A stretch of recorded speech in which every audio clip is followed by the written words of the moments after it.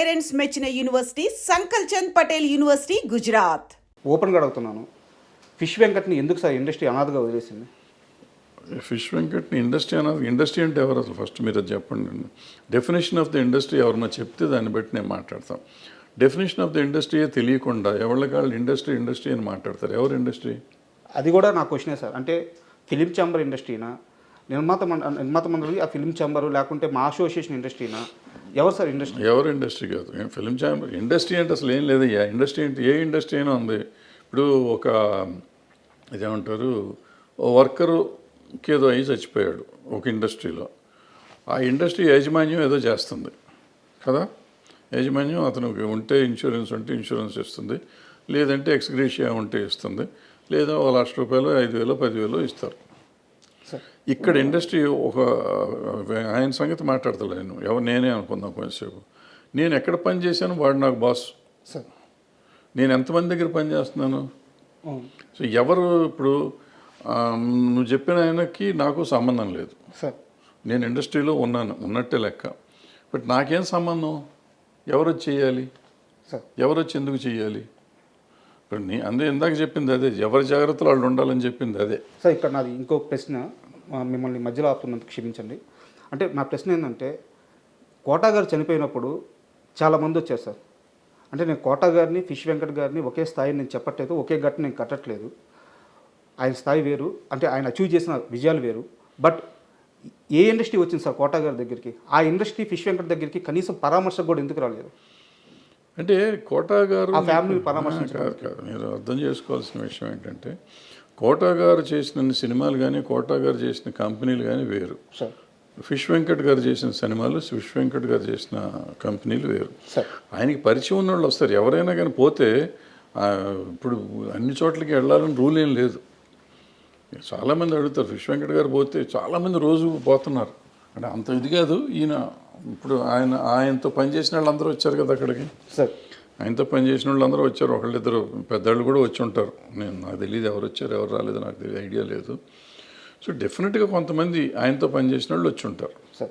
అంటే నేను ఎందుకంటే ఈ క్వశ్చన్ అడిగింది దీనికోసమే సార్. ఇప్పుడు ఎవరు తెలిసిన వాళ్ళే వెళ్తారు, తెలియని వాళ్ళు ఎందుకు వెళ్తారు ఇండస్ట్రీలో? ఇప్పుడు ఆయన వచ్చినాక ఏంటంటే ఒక గబ్బర్ సింగ్ నుంచి పాపులారిటీ వచ్చింది. ఆ గబ్బర్ సింగ్ గ్యాంగ్గా పాపులర్ అయ్యారు. ఆ గ్యాంగ్ అంతా అక్కడే ఉన్నారు పాపం. వాళ్ళే చాలా చేశారని విన్నాను నేను, నాకు తెలియదు. సో వాళ్ళు చేశారు కదా, మరి వాళ్ళంతా ఇండస్ట్రీ కింద ఎందుకు తీసుకోరు మీరు? హెల్ప్ చేసిన వాడిని ఇండస్ట్రీ అనుకోకుండా భరద్వాజ్ రాలేదు, లేకపోతే ఇంకో పుల్లయ్య రాలేదు, ఎల్లయ్య రాలేదు అని మాట్లాడతాం కరెక్ట్ సార్. నీళ్ళల్లో ఒక వ్యక్తి కొట్టుకుపోతున్నప్పుడు ఆ ఇచ్చే చెయ్యి పెద్దదై ఉండాలి కదా సార్. పెద్ద చేతికి ఎక్కడి నుంచి వస్తుంది పెద్ద చెయ్యి? ఎక్కడి నుంచి వస్తుంది పెద్ద చెయ్యి? ఇప్పుడు ఈ నీళ్ళలో కొట్టుకుపోతున్నాడు, నీళ్ళలో కొట్టుకుపోతుంటే ప్రధానమంత్రి ఢిల్లీలో ఉన్నాడు, పెద్ద చెయ్యి ఉంటుంది. ఆయన అక్కడి నుంచి చెయ్యి పెడతాడా? అక్కడ ఒడ్డు నువ్వు ఉన్నావు, ఉంటే నువ్వు కదా చెయ్యి అందిస్తావు. అంటే ఈ ఒడ్డున నువ్వు అందిస్తావా, ప్రధానమంత్రి అందిస్తాడా? దగ్గర ఉన్న వ్యక్తి అందించాలి. ఇప్పుడు ముఖ్యమంత్రి ప్రధానమంత్రి ఎందుకు ఇవ్వలేదని నువ్వు అడిగితే నేను సమాధానం ఎట్లా చెప్తాను? అంటే కాదు సార్, నేను ఈ మొత్తం సినారియో అంతా ఎందుకు ఇంతలా అడుగుతున్నానంటే నాకు ఒక ఆన్సర్ కావాలి. ఇండస్ట్రీలో కొంతమంది ఉంటారు సార్. ఈరోజు నేను ఒక మంచి సీన్ తీసాను, ఇంటికి వచ్చి తాగుతాడు. ఈరోజు ఒక పెద్ద హీరో నన్ను భుజం మీద చేసి పలకరించాడు, వాడు ఇంటికి వచ్చి తాగుతాడు. ఈరోజు నా మీద కెమెరా పెట్టి 2 డైలాగులు చెప్పించాడు, వాడు ఇంటికి వచ్చి తాగుతాడు. సినిమా ఆడింది, వీడు తాగుతాడు. సినిమా పోయింది, వీడు తాగుతాడు. అంటే సినిమాను చూసుకొని మురిసిపోతూ ఆ ఆనందంలో వాడు చెడు అలవాట్లు చేసుకుంటా పోతూ ఉంటే ఫైనల్గా సినిమా వాడిని పట్టించుకోరు. అది అందరికీ తెలియాలి అనే ఉద్దేశంతో నేను మిమ్మల్ని పట్టించుకోండి. పైగా ఇండస్ట్రీ వాళ్ళు పట్టించుకుంటారనే తప్పు అసలు. సార్ నేను ఎంతమందితో పనిచేశాను సార్. ఇప్పుడు కోటా గారు ఎగ్జాంపుల్ మీరు చెప్పారు కాబట్టి, కోటా గారు 700 సినిమాలు చేశారు, 750 సినిమాలు చేశారు. అన్ని భాషల్లో చేశారు, అందరు హీరోలతో చేశారు. చాలా 50, 40, 50 ఏళ్ళ ప్రయాణం ఆయన, సుదీర్ఘ ప్రయాణం. ఆ ప్రయాణంలో ఎంతోమందితో ఆయన అనుబంధం ఉంది ఆయనకి. అందుకని ఆయన దగ్గరికి వచ్చారు అందరూ.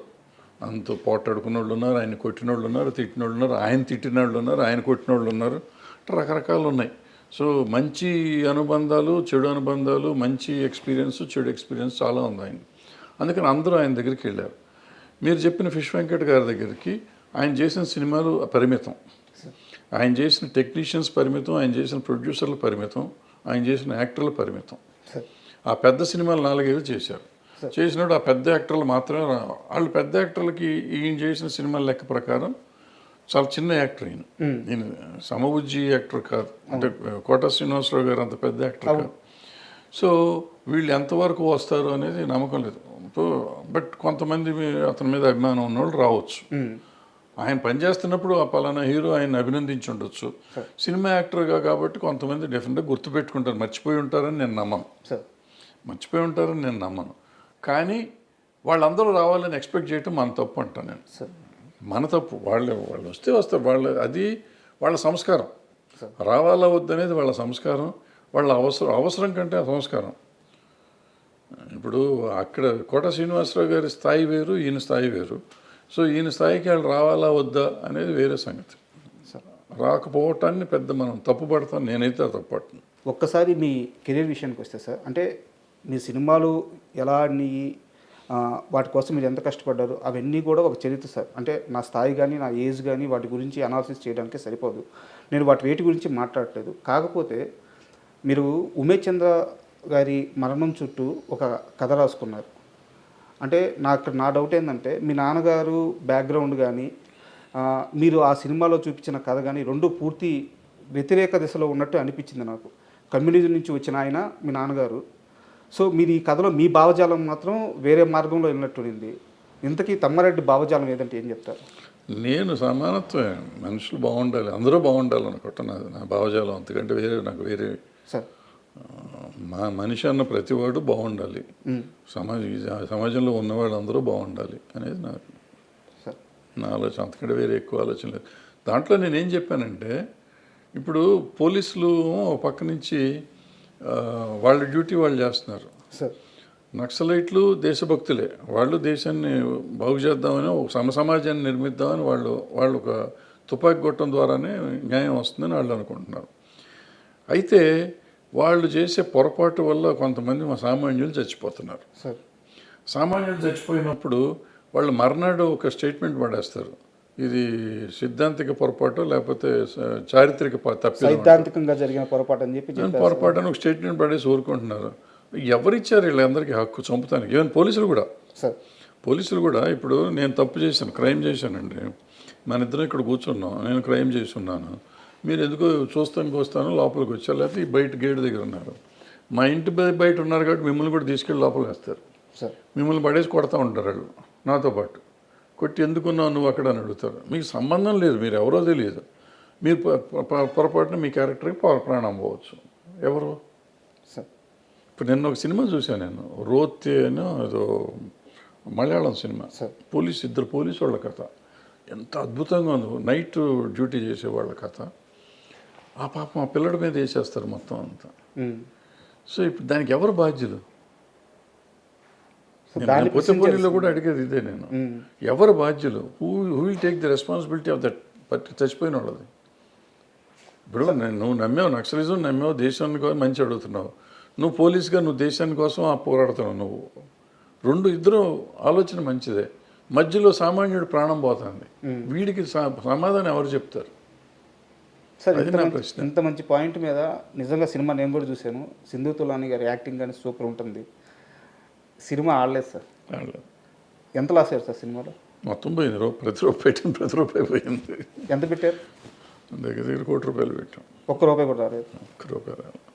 శాటిలైట్కి వచ్చిన కొంత వచ్చింది. అప్పుడు అంత మంచి సినిమా తీసినప్పుడు ఇలాంటి రిజల్ట్ చూసినప్పుడు ఏమనిపించేది సార్ మీకు? ఏమవుతుంది, బాధపడుతుంది.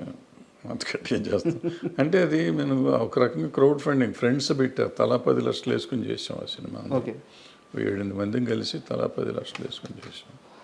అండ్ ముందు నుంచి మెంటల్గా ప్రిపేర్డ్. మా అల్లుడు అంటా ఉన్నాడు, ఎవరి కోసం తీస్తున్నావు ఈ సినిమా, ఎవరు చూస్తారని. ఆయన అన్నాడు, నాకు నమ్మకం ఉంటుంది ఏదో చూస్తారని. నేను తప్పు, ఆయన రైట్. మీరు ఇదే తప్పు మీ కెరీర్లో ఇంత ముందు కూడా ఒకటి చేసినట్టున్నారు. అన్ని పార్టీలు తర్వాత కూడా చేశాను. ప్రతిఘటన కూడా చేశాను 2014లో మళ్ళీ. సో తప్పులు చేస్తానే ఉంటాం, తప్పులదే ఉంది. మనిషి అన్నాక తప్పులు చేస్తాడు. ఇదే ఇందాక అన్నారు, మీరు ఏం నమ్ముతారు? నేను నమ్మిందే దాని మీద తీస్తాను. నా నమ్మకం జనానికి నచ్చట్లేదు అందుకని.